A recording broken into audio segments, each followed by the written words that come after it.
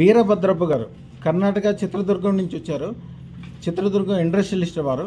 గత 25 సంవత్సరాల నుంచి రాజకీయాల్లో చాలా ట్రై చేసినా కూడా ఏ విధంగా ప్రోగ్రెస్ లేకపోవడం, ఇండస్ట్రీలో కూడా ఇబ్బంది ఉండటం వలన ఆయన 3 నెలల క్రితం మన దగ్గరకు వచ్చారు.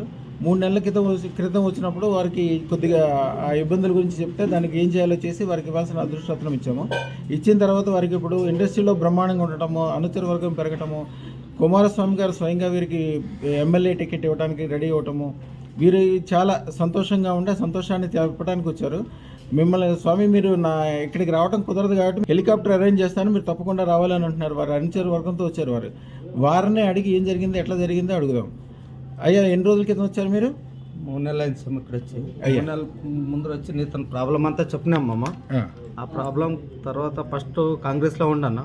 కాంగ్రెస్లో అనుకూలం లేదు. ఈ రింగ్ పట్టుకున్న తర్వాత వేరే పక్షంకి వచ్చినాను. వాళ్ళు మా లీడర్తో అడిసినాను. వాళ్ళు వచ్చి అంతా నాతకు వచ్చినారు. లీడర్ అంతా మా పక్షం రండి, మా మేమన్న పైన మాట్లాడి మీకు టికెట్ ఇప్పిస్తామంట. నన్ను ఇప్పుడు టికెట్ ఆకాంక్షి జేడీఎస్ నుంచి దేవుని దేవతన్న మీతో వచ్చినట్టు నుంచి వేరే జేడీఎస్కి వచ్చినాను. ఇప్పుడు వచ్చినట్టు నుంచి చూస్తాను. ఇప్పుడు క్యాన్వాస్ చేస్తాను ఆల్రెడీ.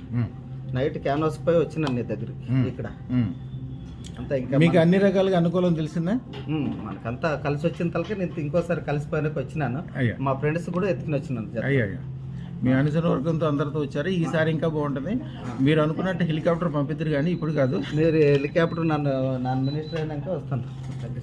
అన్ని రకాలుగా మంచిగా వద్దు స్వామి. శుభం భూయాత్.